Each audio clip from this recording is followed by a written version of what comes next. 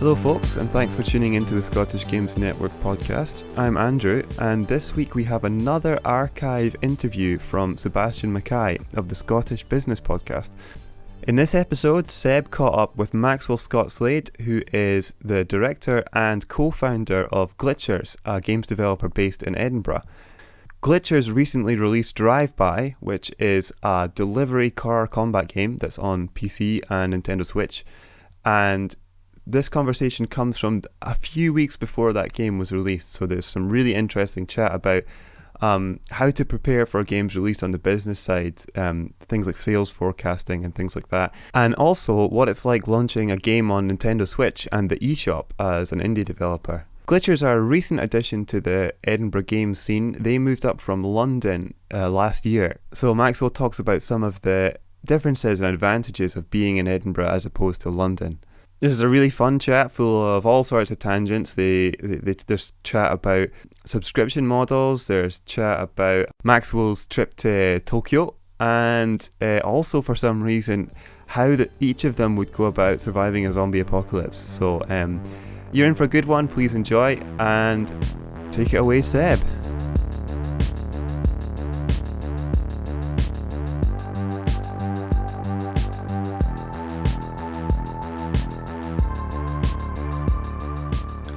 Hey Max, how you doing? Hey man, sorry about that. No, it's all good. I've just been hanging out, listening to the Weekends and playing Pokemon Go, so it was quite cool. Okay, so it wasn't like a disaster. You sat there twiddling your thumbs. No, not at all. No, it was kind of nice actually. It's been a really weird day, so it was good to have like a couple of minutes to just decompress. Oh man, I feel like this whole... I don't even know where to begin with that topic actually. Like just the amount of stuff that seems to be going on at the moment is crazy, plus the fact that we're all trying to do it from home, and it's just adding so much to it, not in a good way. and I'm one of those people that just keeps adding more and more stuff, you know? I'm like, oh, that podcast I did last year, I should bring that back. And then it's just like you forget how much like admin overhead comes with, you know, just getting to this point, let alone putting it on the actual internet, so... Yeah, it's the little tiny tasks that you think I can take on more, and then they just add up, and then you just tearing your hair out. Right? See? Yeah. You've torn it all out. Torn it all out. Have you had much downtime lately to be playing any games?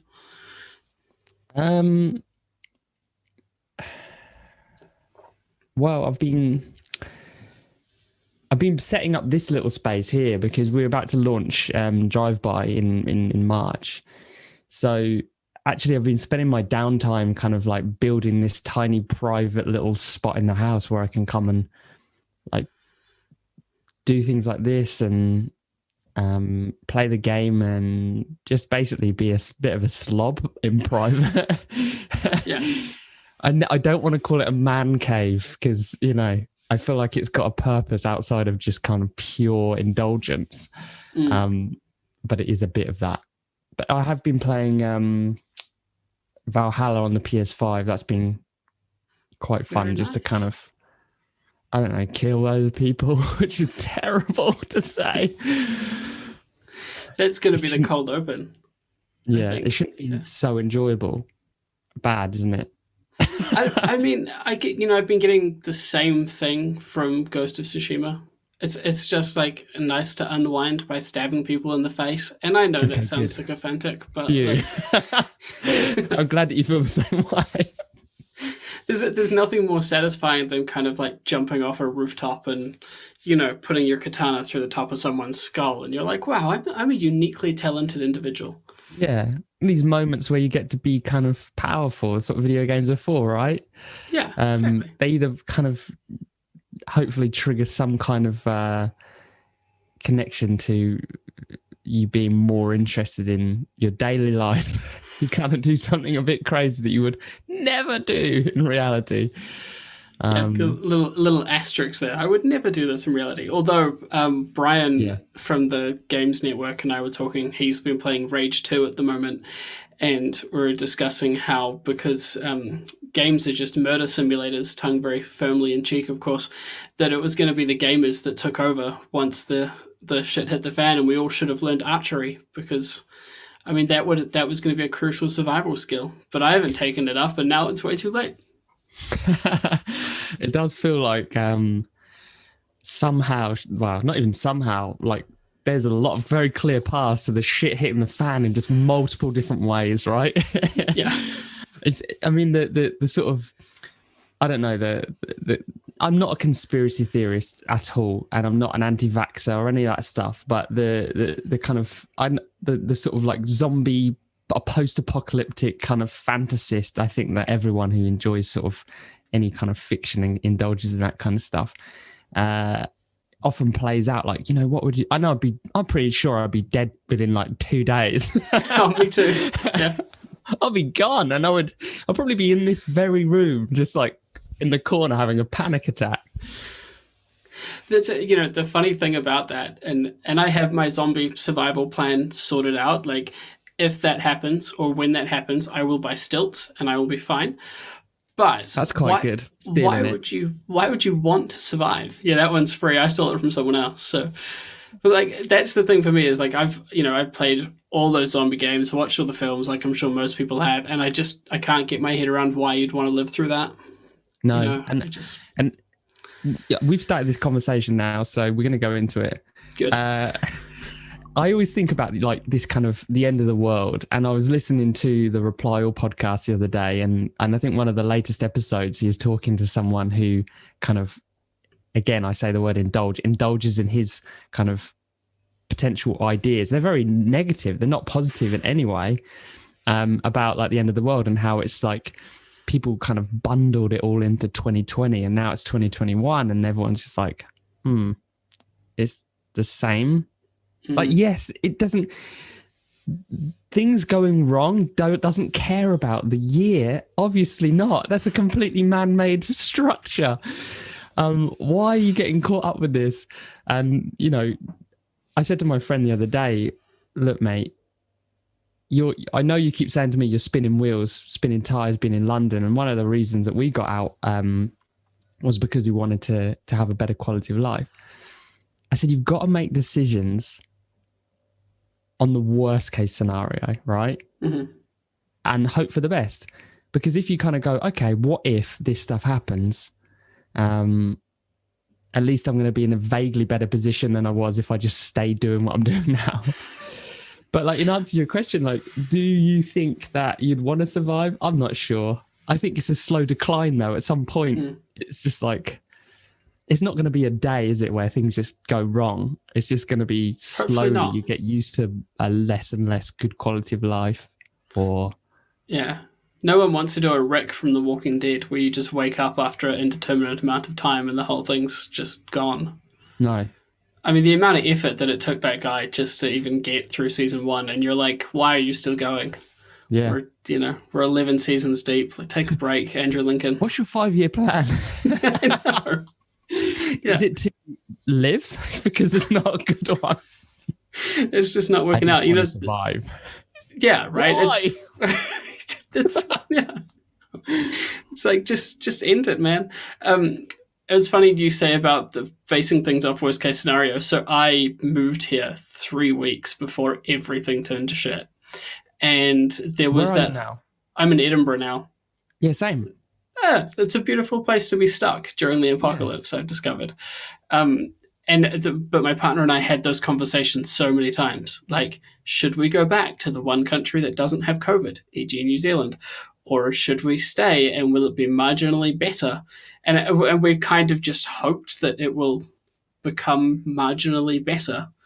Is it like, we're like, I guess it'll take 10 to 15 years, but maybe it'll be fun. It's a weird spot to be in.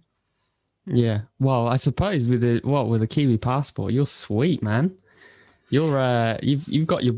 I'm guessing that's what you're saying. You've got a seriously good backup plan. You've got the backup plan of the billionaires. Yeah, yeah.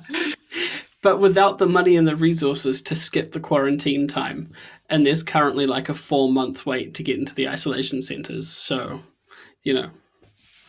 Also, we'll probably catch the fucking virus on the way home. That's the other thing too. Yeah. I mean, I also agree. I mean, we're both in Edinburgh, so we've probably come to similar conclusions. It's a city. It's got city stuff going on. I mean, there's lots of unique things about this place. It's beautiful. There's a lot less people. And I'm comparing this to London, by the way. It's got all of this stuff outside of the city, which is on your doorstep, which is just incredible nature. And it feels like I keep discovering new stuff. And then the list that I need to kind of explore just gets bigger and bigger. And that is exciting in itself. There's just a completely different attitude as well towards kind of like social interactions, life in general. It's more present, I think. It's less about kind of like so determined with success to the point where it becomes the only thing that's going on. And I love London, don't get me wrong, but I lived there for 13 years and it got to the point where I was like, mate, I don't know if I can take it anymore. And then in lockdown, being in a 500 square foot place, because we moved in the first lockdown, I was like, I'm not doing that again. We pay the same money for our place here and we've got 2 floors, 2 massive bedrooms, a separate kitchen. I've got this room. It's not even listed on the bloody... I didn't even know we had this. Mm-hmm. I don't even list it because I don't consider it big enough to be anything. It's like, this is like awesome. That's what this room is, by the way. I'm in like a weird box room off the lounge and I've put soundproofing all along this wall. That's dope. It's brilliant. It's worked out really well. Mate, so I feel like, we're in a similar spot in that. I'm biased, but I think you've made a great decision. I mean, I think I have too. So that's comforting to have that affirmation. Why Edinburgh as opposed to Dundee for a game developer for you? I mean, Dundee has statues of lemmings. Like, did you factor that into your decision-making process at all? There are lemmings in Dundee, Max. Yes, I think I'm gonna fly the ignorant flag here. Nice. Edinburgh is a city that I'd visited a number of times before, and obviously Rockstar Games are here in quite a big way. Although they're very, they do their own thing. Dundee's not far away, and I think that, just by being in Scotland, you automatically open yourself up to the possibility of working with those people in a much more real way.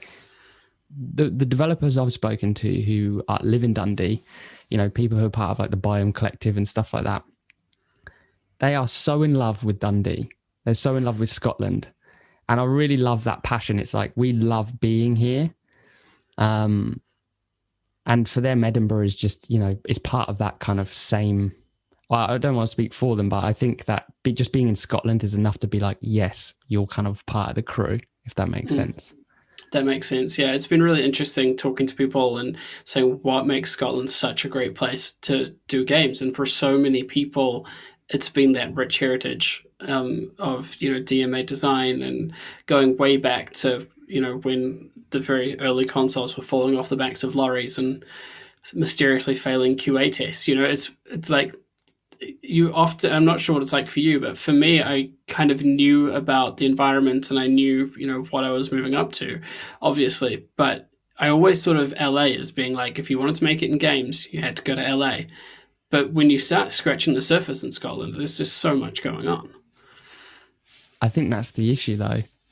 And I think that's what Brian's trying to solve, with his kind of map of game dev companies.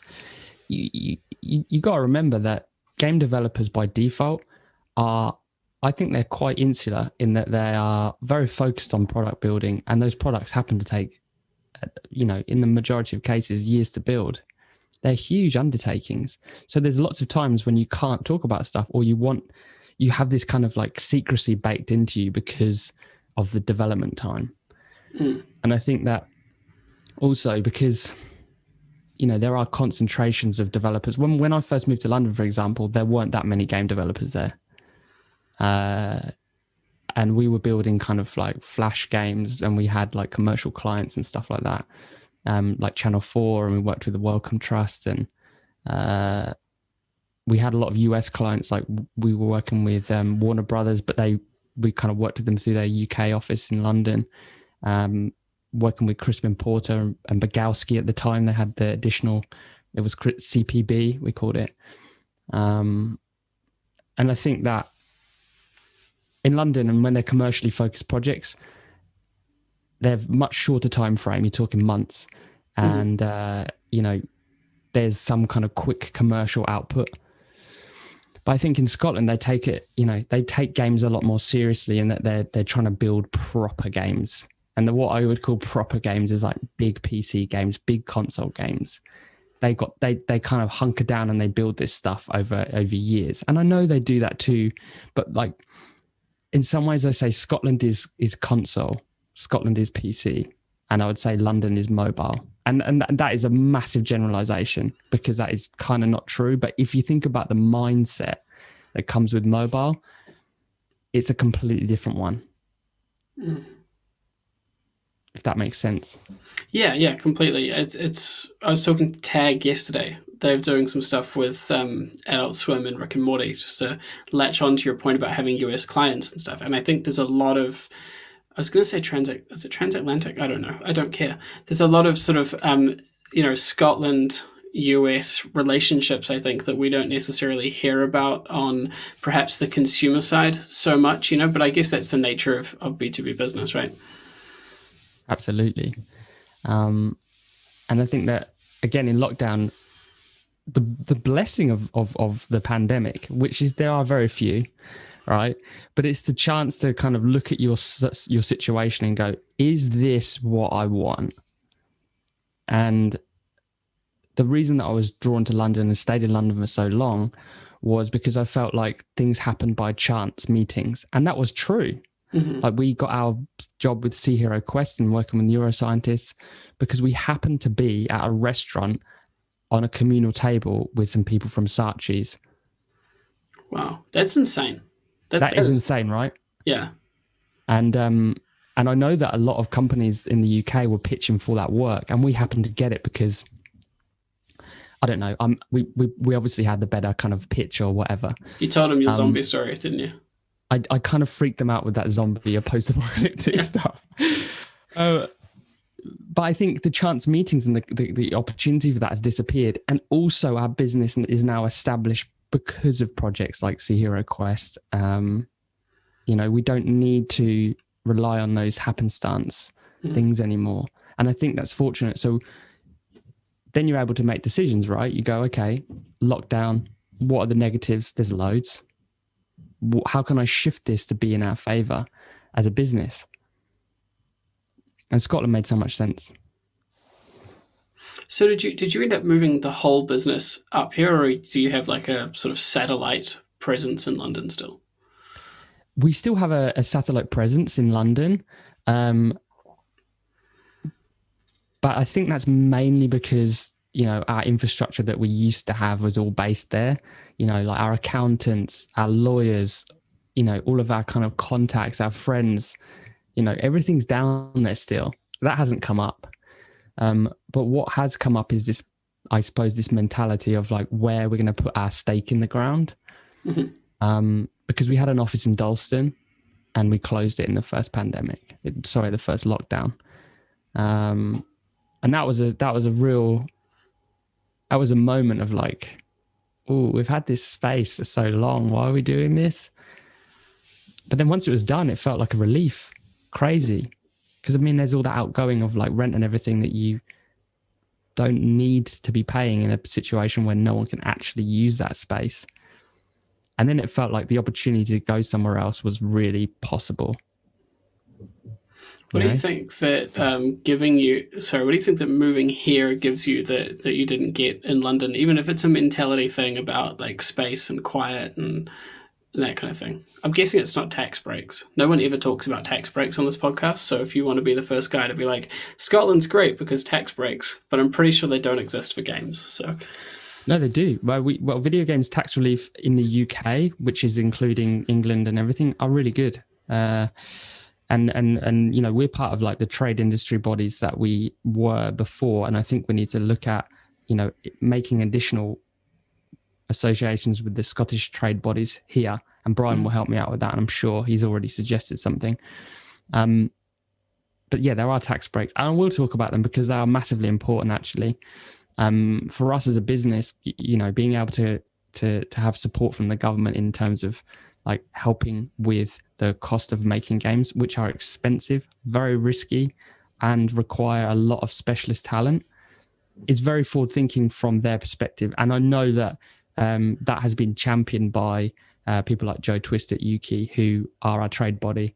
And we support them in whatever way we can to help continue that. So we've actually been to Parliament with Yuki to kind of, you know, not lobby as such, but kind of sit down with MPs and go, do you know what? See Hero Quest is a really good example of how games can do something other than just play out your deepest, darkest zombie fantasies, right? And they can do something that is for good and for change. And it legitimizes the industry to the point where, you know, I for a long time think that the games industry has to look at the products that it makes as, in a lot of cases, like pieces of art. Not in every case, and it's up to the people that make that stuff. But they're just as valuable as movies, music, and all these other industries. And the film industry has been getting tax breaks forever, you know? Absolutely, yeah. And now we have our own, and they're very good. And I would love for them to stay around because they allow us to take more risks. And when you take more risks, you know, not everything pays off, but you end up creating more interesting content, I think, or making high quality content, or both. And I think for us as a small business, when you're working so close to your kind of like, you know, your cash flow and your forecast, having that little bump of additional money that comes back from the money you've spent on your game development, even though there is administration involved, of course there is, it works out so well. Like, for example, we've used it in a number of ways. Like, we've improved the quality of the trailers we've been putting out. We've hired in people we wouldn't otherwise be able to afford. It just makes everything better. You know, the quality. And that's really cool. I feel like games is often in a strange place where people like you and I think about them. We eat, sleep, all that stuff. It's around games, right? We get the industry. But if you're sitting down with an MP, you can say to them, hey, I make films, and everyone sort of knows what that means, right?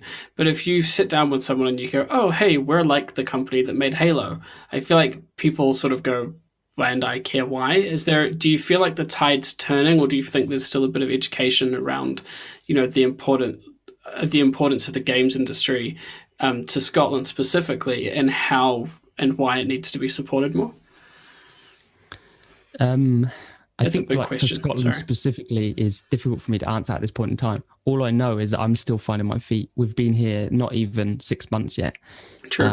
But what I've learned so far and the people that I have met so far, I feel like they're more accessible, they're more available, and in a lot of ways they're more open because they've almost got that kind of Scandinavian attitude. And I think that's what would be really interesting, even though the companies are kind of fairly spaced apart in terms of distance across Scotland, like sharing and kind of like making our ideas kind of, or processes kind of open to everyone, I think will be really positive to kind of make the industry in Scotland really, really, really rich and good. But in answer to the question about kind of like games being seen and the tide turning and how they could kind of be perceived, there's so many games that have come out in the last 12 months. And I think things like Among Us and the lockdown has helped in a way because people are sitting down and enjoying games with their families where and board games too, where they might not necessarily have made time before because there's ample amounts of time on your own or with family members now. Almost too much. Almost too much. Well, you know, you quickly learn where to get your space. And if you don't, you may have already had a breakdown. But I think games are getting taken more seriously in that they're being seen as lots of different things. They're not just being seen as Halos, Call of Duties, and Grand Theft Autos. Not to say that those aren't amazing games, but like Among Us and kind of other card games online, or things like Overcooked. I love Overcooked. Yeah, they're so much broader, right, in their appeal. And the Nintendo Switch, that console has done a lot for games. That's actually something that's been really interesting for me looking at the Switch. I mean, I've got one. I love it. I go through this weird thing with my Switch where I'll go, oh no, I'll play on the PS4, it's fine. And then, oh, mine's out of reach, but I have it somewhere around here. And then I pick up my Switch and I go, man, I love this console so much. Like it's got so much charm to it. But it sold phenomenally throughout the pandemic. Like, as for an existing, not necessarily overhyped unit, people have really taken to it.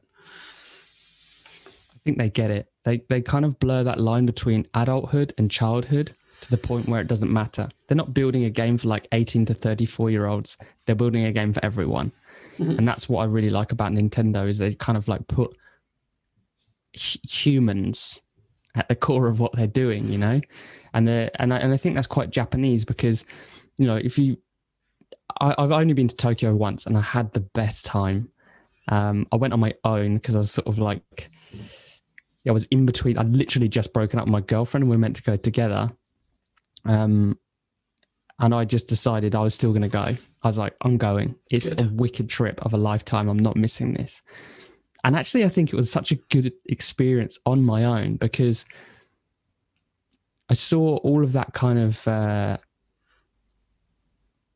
blurring of the lines of between like adulthood and childhood. Like it's okay to love something as an adult that is very childlike, and be really passionate about like plushies or Tamagotchi, or like that's fine. Like, that's just like baked into their culture. And I feel like we need more of that. And actually, the Switch gives you a dose of it, right? And because it's personal, you got your own screen. And games like Animal Crossing have been perfect to bring that out of people, like tending to like little crops or playing Stardew Valley and doing that, but in a much more, they're both very relaxing games. Nothing's as relaxing like crushing debt, eh? Yeah.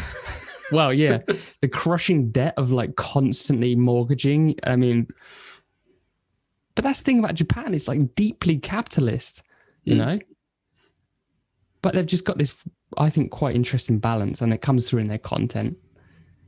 And the Switch just like doesn't treat you like a kid. It doesn't treat you like an adult. It's just like, hey, how cool is this? And I really want games to be more of that. What do you think the Switch does for indies in terms of, I mean, both opening up a platform and an audience, but also giving games the space to be more of what we were just talking about? It's an interesting question. Like we've got a game coming out, Drive By. It's Nintendo Switch and PC, Steam. I'll be on other platforms on PC as well. But the interesting thing for us is we wanted to go in crossplay first. We thought crossplay is such a great way to maximize what we can do as a studio of our size. And we had to pick a platform to complement the Steam version. And the Switch is the one. And the reason it's the one is because it doesn't take over the living room. It's designed to be in your hand if you want it to be. And actually, like the addition of the Lite version only like hammers that home even further. It's basically cheap enough that you could get one each. And when that kind of like console exists, and a lot of people have them in their hands, or they're secondary consoles because they've got a PS4 or a PC as well. A game like Drive By, like what we're doing, is only 4 players, online multiplayer focused. It means you could play with someone in your household and across PC and Switch, and you could just add 2 other bots in and you could have a really fun time kind of shouting at each other. And I love that. Like, to me, the Nintendo Switch legitimizes indies or games companies, because it makes people feel like if you've gone to the effort to get it to Nintendo quality, the game is good. And it is a pain to get through lot check because they're very quality focused, but it's worth it, you know, because at the end of it, you're going to be sat there on the eShop, and people will look at that and they'll go, okay, this is a serious game. Yeah, when was the last time you played a poor quality Nintendo game? That's such a great point. I mean, there is some mad stuff on the eShop. Don't get me wrong. I'm not saying everything on there is great quality. But Nintendo have a very high quality bar. And if you're trying to get through lot check, you at least know that games are going to run a certain way. Weirdly, it seems the big developers that drop the ball, you know, when they try and smash something on as a last minute port and it doesn't even hit 30 frames a second. That's just like, why have you done this? It's almost like an afterthought for this sort of AAA space. One thing I'm curious about, there's so many games, man, so many game studios. You're talking just now about going on the eShop, but once you get on the eShop, how do people find you? What's the, you know, I talked to Rivet Games briefly about this when we talked about the sort of mobile version of SEO and how you stand out on the App Store. But in terms of massive marketing campaigns and that sort of thing, they're out of reach of most indie studios, right? So what's the kind of core of, we've spent hundreds of thousands of pounds building this game, 2 years of our lives. Now, you know, we can't just kind of throw it over the fence and hope the best happens, right? No, of course. But where there are high barrier to, I mean, I don't think there's a high barrier to entry to getting onto consoles, but there is a barrier to entry, right? It's not as easy as getting something on Steam or getting something on Itch or getting something on the App Store. It's not. It's much more difficult than that. And I think when you have that, you also kind of restrict the noise. There is noise, you know, there's still lots of content coming out. But the kind of like the chance for your game to do well on a platform where there is less noise is just greater by default. And also, you know, that we're not out yet, so I can only kind of like speculate, but I hope that complementing or compounding something which is on Switch with the PC version amplifies success. I think it does, and I think crossplay is a really good thing to kind of chime on about because not every game does it, and it is quite a pain to actually do it. But there is a sea of stuff, and I don't necessarily think it's really an option for such a small business to kind of try and get attention on the App Store. It's not. I made that decision a long time ago. Because we used to develop mobile games primarily, and we do mobile games for clients and things like that now, and you know, they're really great collaborations kind of building on the stuff we've done with Sea Hero Quest. So it's different. We're kind of in that kind of healthcare fintech space with our commercial stuff, so we're cutting the noise out by doing something different. But if we try to build, say, like a farming sim or a farming sims might not be a good example because I still think there's a lot of room there. But let's say a 3 in a row match game or a Peggle clone or something like that. I just think there's no chance. But I wouldn't build that kind of game anyway. I don't know how to answer that question best, really. I suppose it's a bit of a sore subject for all developers, right? Right, but I feel like, and I don't know if this podcast, you know, series as a whole is ever really going to solve that, but I think it's interesting to have us all kind of talking about, you know, if we want this industry to be more economically impactful for the country and more people to know about it, like how do we shout about it? And, you know, I think we're lucky that much brighter people than me, e.g. Brian, are focused on that kind of thing. Are you familiar with, I think it's Skeleton or Skeleton Key Studios out of Japan? No. What have they made? So they have a similar model to you, and they do a lot of background stuff. So they've worked with Nintendo and Sony and that kind of thing. But I chatted to them about a year ago, and their whole thing is they build VR campaigns for like Mercedes and BMW. And it's that whole thing of, you know, you can put it on, you can explore the car without having to ever get into it. And then on the side, they're starting to develop, their own games and their own IP. So it's a really kind of clear crossover. They've gone, this is how we're going to make money. So we're going to focus 80% of the time on that and 20% of the time on our own stuff. For you pushing into Drive-By and having, a sort of similar background to them, how do you measure the success of your own IP when you're putting it out there? Well, I guess the first thing that's brilliant about and like client work or collaborations, I call them collaborations because, that's fair. You're not an agency, right? No, we're not an agency, and we come in very early doors. Like when someone's got a kind of a seedling of an idea, we'll come in and we'll help kind of turn it into something with a very like heavy game slant, but it doesn't always turn into a game, and that can sometimes mean that we just become consultants on those projects. But primarily, I think that the risk of launching your own IP is so huge, right? You have to have some kind of backing. Mm-hmm. You can't just build the game from people do build the game in their spare time, but I think if you're going to, you have to dedicate a lot of time to this. And you could say that in a way we're building the game in our spare time because we still have, clients to look after and make sure they're happy. But the risks are so different when you have that backbone of client work, because we're able to make decisions that benefit the IP. Mm-hmm. So, for example, and people might argue that what I'm saying doesn't benefit the IP because I'm being short-sighted, smaller piece of a bigger pie, all that stuff. But for us, it's also very much learning experience, right? If we're putting out our own IP, we need to learn what we're good and what we're bad at. And ultimately, I don't want to be passing over everything to someone else and to discover I always need somebody else to do the particular jobs that I've handed out.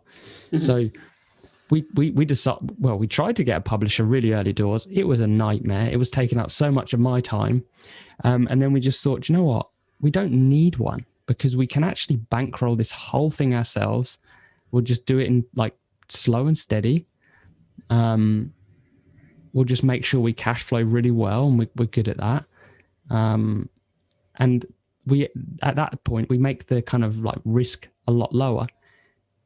If you're talking to an investor, they're already saying you're like X amount of hundreds of thousands of pounds in the hole and you've got to get back to zero as quick as possible. For us, I think that obviously we want to make a successful game. We don't want to lose money on it, but if we didn't make a penny, we would still be in business. And I think that's the difference. And I feel confident hiring people, knowing that working at Glitches isn't just something that's going to disappear if the game doesn't do gangbusters, because that's a huge risk. And I think that's what's really tragic about the industry. It's very title focused. There's not that much studio support. And where there is, you've got deep clause or shareholders, and there's a lot of complexities to it. In some ways, you could say that the video games tax relief has helped us stay away from that for as long as possible. When I don't think that publishers are evil. I don't think investors are evil. I don't think any of those people are evil. But I think they have a time and a place. And if you've got a successful business or a business that's showing traction, that's the time to get people involved. When you're working on an idea that's essentially untested, that's not the time to get people involved, because you're going to give away too much. There's too much pressure to make that thing that you do successful. And ultimately, I think it kind of like boils away and boils off all the good stuff about that creative process. Yeah, you have Does that make sense? Yeah, absolutely. It's a really similar ethos rather, to my business mentor. We talked a lot about investing and stuff when, starting things like these and various other things. And it was that whole thing of like, if you can build a company or an idea that actually has legs, then you kind of minimize, your personal risk through all of the things that you just talked about. I guess the flip side of that, right, is if someone's starting out with an idea and they maybe don't have access to a whole lot of capital, what's the best way for them to go? Do you know, like, because we probably should, but we can't all be Thomas Was Alone, right? No, absolutely not. And I wouldn't even put ourselves in that category. I think that there are things that happen that are like lightning in a bottle. and to chase that is an error. It's a mistake, because you're chasing potentially a fantasy, and those things can happen, but you shouldn't bank on them. And I think it's important not to. I think it's important to try and have a foundation of structure.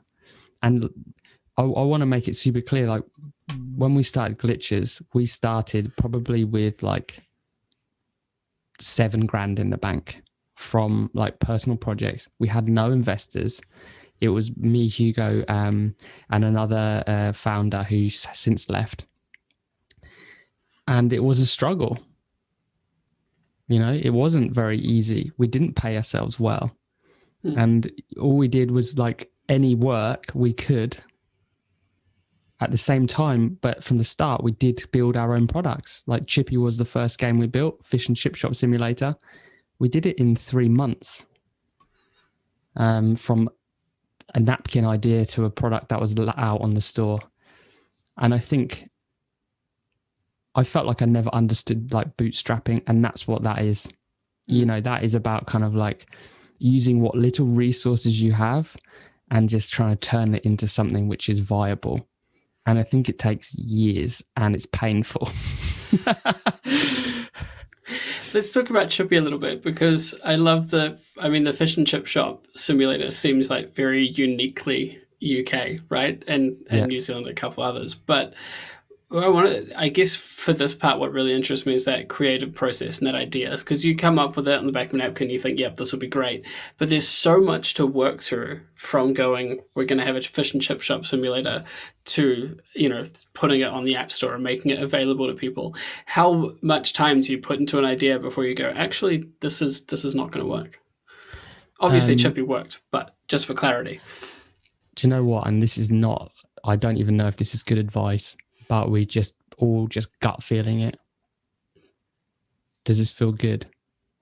Yes, let's do it. Because I think at that point in time, when you're trying to like work out whether something's good or not, you're potentially going to over-engineer something if you kind of put too much effort into the planning side. Just give yourself a very strict timeline and a gut feeling. And I'm not saying do this, but this is how we did it. And actually it did okay. You know, I think we did, we recouped the money that we spent on it. It's not been a gangbuster game in terms of sales, but it's always been something we're super proud of. And when we look back at it and we play it every now and again, as you do, it feels amazing that we did it, you know, and I love that, because it isn't very smart to do a very regional piece of content like that. Yeah. But it felt good, you know? How do you work out pricing? This is an interesting conversation, I think, because we as consumers often will look at a AAA game. We know it's going to be like 40 quid, maybe a bit more now that the next gen consoles are starting to, you know, build on that. But when you're an indie, I mean, they can be everything from like 50p to, well, I mean, starting at free, I guess, through to 50p, through to 10 quid or more. Like, for Drive-By, what's your pricing strategy been? Just look at games that are similar in terms of quality and then price it at that. I think it's not nice and easy. I don't think it's an exact science, but you know, for example, like I think a good quality indie game you can charge £20 for, you know, or 20 US. I think that's fine. I think the community would be like, that's okay. And then if you kind of later on you're in sales or discounts and it brings it down to like $15 or $10 if you did a big sale, you know, that feels like very accessible price point. If you go above, I think, you know, £30 or 30, the reason I say dollars as well, I feel like the market is over there slightly different. But again, that's probably just a slight bit of naivety on my part, but just like looking at the market, looking at what people charge for stuff, I think is the best way to do it. You have to have confidence in your own product, right? I think some people go, my product's only worth 50p. You're never going to make your money back. Because the platform takes 30%. which is like a healthy amount. to take, right? And I think we like, you said this earlier, we like to think about games as art in the same way that we like to think about books and music and films, but without acknowledging the more commercial side of it. And when you're pricing and you're looking and you're saying, okay, other similar games are say 10 US or 10 quid, but in the back of your mind as a business owner, are you going, we have to sell 1,000 digital copies of this to break even? Like, is there something in there where you're going, shit? Well, we definitely price forecast, but I think what we do is we do our best possible forecast, and then we go, this is the best, worst, absolute pittance scenarios, and then we make plans off of that. So we'll be like, okay, if the game does this, we'll do this. If the game does this, we'll do that. And that way you kind of like build some structure into how you're thinking about success and failure, because it's very much important to think about failure as a very real possibility. And with games as a service now being a sort of increasing side of the market, are you looking at, okay, drive-by, we're going to release this and we'll release DLC, or is there a cutoff point for you and you say, okay, we're moving on to the next IP? I think that's difficult to say. I mean, we have got a games as a service game. It runs on a GameSpark's back end. We've got lots and lots of functionality that will kind of help us build content and run events and stuff in the game as we kind of after we launch it and progress. There's content plans that range from and I think we're kind of going down the sort of seasonal content route where we go like, here's a batch of new stuff you can unlock and some new content you can play with. That's our focus for Drive-By. The reason is it just seems to be a really good way to kind of gate content, do your communication, marketing and stuff around that. I feel like DLC on a multiplayer game, unless it's just non-competitive kind of customization options, it's not a great route because you cut your player base up. Like, let's say, for example, if you launched a map that only people with the DLC could play, you just cut your player base to like tiny amount of people who will actually get that. So, we focused on content and letting everyone get that and rolling it out in sort of like seasonal releases. Because it makes sense for us to kind of keep our player base all playing together, and especially when you bring cross-play into the mix and Nintendo Switch and the lead time for content, having to kind of like go through submission, etc. It just it's important to plan. Can we talk about that a little bit? Because I think, I can't remember if it was a year ago or 2 years ago, there was a big thing about not being able to do crossplay on Fortnite on the PlayStation. Sony was kind of like, we're going to stay out of that sandpit. And I think eventually they changed their mind. But in terms of the logistics side of being a studio that develops content for crossplay and, different, what I'm assuming here, and obviously you'll correct me if I'm wrong, but if you can reach Nintendo quality for that lock check, you're then in Steam. You know what I mean? Like, is there a fairly even sort of map there, or is there a whole debacle where you have to like develop the Steam side and then the Nintendo side almost separately? I think that consumers have been duped into thinking that consoles aren't computers. Oh, 100%. Yeah. A PS4 is running fairly similar hardware, to the Xbox, very much like a PC. And the Switch is kind of like more veering onto the mobile side with the chips that it's got inside of it, but it has got a fan. The branding and the marketing is what makes us believe that they're all so different and distinct, and the fact that the shops are gated. But as a company that produces consoles, that's really helpful because it means that they can have exclusives and they can drive hardware sales and all that stuff. And they can also have their kind of darling developers, and they can buy studios, and it all makes sense from that perspective. But it's about business.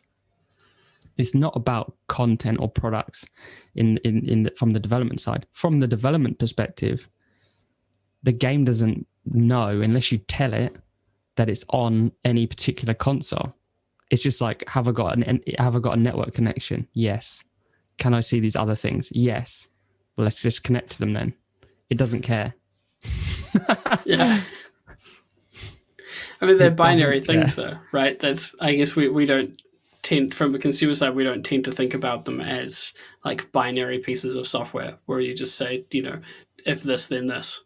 We like to think about them as, things that we get tattoos of and stick on the walls of our man caves, and as like sort of cultural, I don't know, signifiers or flag posts, whatever you want to call it. Yeah. Well, I believe the hype as well. I think that like consoles, they divide the rooms, and I think that's about branding. That's about marketing more than anything else. The games are part of it, but the games are just, I feel like games allow you to flex your loyalty during the console cycles, if that makes sense. Like, have you played Halo yet? Have you played God of War, the next God of War yet? And that comes with, have you got a PlayStation? Have you got an Xbox? And I think that for like a company like Nintendo kind of getting their stuff on mobile, that was such a shareholder pressure thing, like you need to make more money. It's like, but and I can see they're pure. I think they're all purists in their own right, all the console holders, right, the platform holders.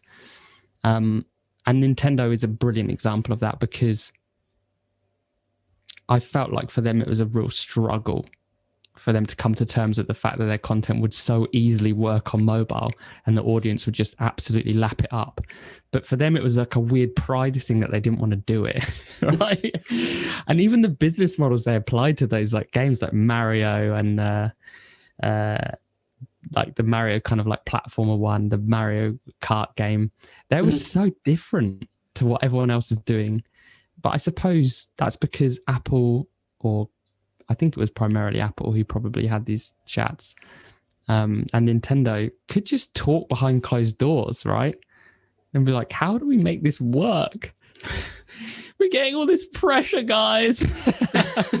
We can't put Mario Kart on the phone. It was weird for me thinking about Mario Kart going on the phone. One thing, just before I let you go, I'm keen to chat about is subscription services. I think we like to talk a lot as gamers about like console wars, PS versus Xbox and all that. I feel like Game Pass has kind of shown Microsoft's hand in an obviously very deliberate way, right? And that they want to be accessible to everyone, everywhere. You can play any game that you want. And Sony's like, yeah, if you've got 600 quid to spend on a console, come hang with us. But for you as a developer, if you're on something like Game Pass or you're looking at a mass subscription service, how does that work? Is that an appealing prospect? It isn't. It isn't. I think the early doors of any kind of system like that is like, there are big paychecks to be had for your content being part of what is essentially, or what was an experiment when it was on the Xbox One. Now it's very much a business. And Microsoft have been so fast out the gate that I think everyone else is either pretending it's fine that they don't have the same level of service. Like, nope, traditional console wars is still on for this generation. That's going to play. If they don't have an answer to this, it's going to really be a problem. But from a developer's perspective, I hope that it leads us to a place where we are playing our games in a way that is just very, very easy. I think lowering the barrier to entry to content is really good for a lot of reasons, but there are some worrying things on the horizon. Ultimately, content is king, so the developers hopefully won't be like squashed and pushed down into like some kind of robotic factory line of content production, which is my worry. Like, are we building games off algorithms now? Like Netflix are kind of doing scripts. It scares the shit out of me. But how much of that is already happening in a way? Like, you go to a publisher and they're like, oh, your game is Crazy Taxi meets Mario Kart. Let's talk. There's so much like derivative content in a way. But I think the subscription model works for certain games and not others. If you've got a game that's sticky, that people come back to you on a daily basis and is built kind of like a mobile games as a service model, I think you could be fine. But you could be fine outside of that subscription model in a way. If you've got a game which is like a platformer that has a very small, let's take it Inside, for example. That's an experience that you play and it's amazing, but you wouldn't necessarily come back and again, right? Mm. Do subscription models work for both pieces of content? And it depends on how you're paid, right? Mm-hmm. If you're paid in a licensing model and someone goes, okay, we want your stuff on here, and we're going to kind of treat it like it would be a box copy of a game, and we're going to give you X amount per download, or we're going to predict you're going to have 100,000 players and we're going to give you a check for that amount, it works. If it works on playtime, that's Spotify. A problem. It's a problem for certain types of games. It has a really, really big chance of changing the industry in a potentially negative way, a potentially positive way. The problem at the moment is that there are too many variables to the games industry. There's just too many things going on. It doesn't help to think about Stadia and their business model and Amazon Luna's potential kind of way of doing things. But I'll be honest with you, like, I'm very excited about Amazon Luna or any streaming platform, but Amazon Luna has, I feel like, got the right business model, if it's what I think it's going to be. Like, from a development perspective, being able to update your game and players not have to update their copy locally is a dream. Mm-hmm. Being able to do betas like that is a dream. Being able to turn off content on content, is an absolute dream. Being able to know exactly what hardware someone's running on, another dream, because it's basically why consoles are so great and how they get so much performance out of stuff. But then the thing that I really like is, imagine, and this is speculative, I don't know if any of this is true, but Amazon are doing these subscription, like, to game studios, mm-hmm. right? And I think that makes me believe that game studios are becoming more powerful, right? Because they're more in control of their own destiny. They're more in control of their community.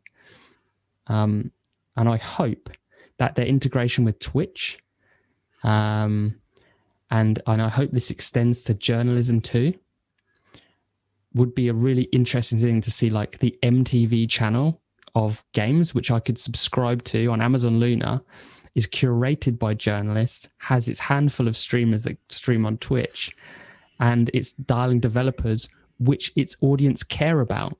Mm-hmm. So that, to me, makes publishers need to either like change their tact or become channels of content. But it also brings back all of the people that have been left out of this recent change in the way that games have been spoken about and publicized. And that's like the journalists, and the content creators have been put so far ahead of them. And I would like that playing field to be leveled, like writing about games, and doing like kind of Games Master-esque guides and magazines could all come back. That would be beautiful. If that was what was going on. Because if that is, fuck. Yeah. That'd be wicked for everyone. Yeah, that's the dream future. The journalism thing is super interesting. Part of me feels like they did that to themselves. But, talking about the power that the games, that studios rather have versus what happened with the music industry is also super interesting. So I have a music podcast because I like the sound of my own voice. And I talk to publicists and bands and stuff all the time. And people are always talking about like, Spotify, you get $1 per play and like, everything's fucked and people are going to starve to death, especially if we can't tour again. Whereas with game studios, Microsoft kind of turned up with Game Pass and was like, here's a big bag of cash, to have your game on Game Pass. And as you said, that's not necessarily going to be the case for everyone. But I think it's a very different business model. And it almost feels like games are taken a bit more seriously than the music industry when it came to how those things were going to be negotiated. It almost felt like games could go, you know what, fuck it, Microsoft, like, we don't care. We don't want to be involved. Put your studios on there, that's fine. Whereas with music, it was almost like they were dragged kicking and screaming into Spotify and just kind of took what they could get, Yeah, totally. Like the streaming platforms turned up first. There was lots of stuff going on underground with that, right? And I think the difference between that and games is like the way you distribute games content via streaming services would be insanely expensive. I imagine like the bill for Google every month. I mean, they definitely have their own custom hardware. I've read about it. That's just inaccessible. But putting like an MP3 on a server is a piece of piss. Yeah. The problem is, how do you, but you could argue like putting the executable on a server is a piece of piss as well. So I guess my argument's kind of fairly thin, but I think that kind of games in general have got a lot more moving parts. Not to say that they're better content, but it's just a different ball game. And I suppose being a game development company, you're very technical savvy because you have to be to build the games, right? The rock stars of the games industry are big nerds. Yeah, true. Whereas the rock stars of the music industry are generally quite the opposite. Yeah, they're actually deeply cool people, probably. Whereas in games, it's nerd first and everything else is second. Max, this has been awesome. Thank you so much for hanging out. It's been a really good time. No worries. Cheers, man. Hopefully I haven't said anything to piss anyone off too much. I usually do. We'll find out eventually, I'm sure.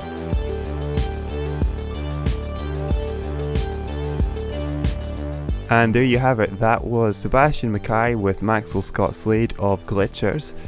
If you like this episode and you'd like to hear more of Seb's interviews, you can find them in this podcast feed. He's done an interview with Marc Williamson of Tag Games. He interviewed Colin Mcdonald of Rivet Games. They're all in this podcast feed. If you'd like more from Seb himself, make sure and check out the Scottish Business Network podcast.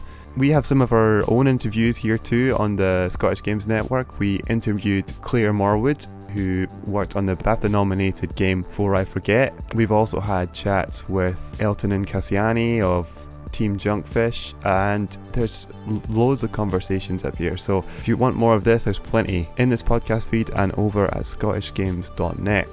If you've got any feedback for the podcast, if you have any questions, you can get in touch either via social media. We're on Twitter at Scottish Games, and you can tweet us directly there, or you can send us an email. To do that, please go to the website scottishgames.net and go to the contact us page, and you'll find an email submissions form that will go straight to Brian's inbox. But that's it for this week. We'll have another interview for you next week. Until then, have a good one. Bye bye.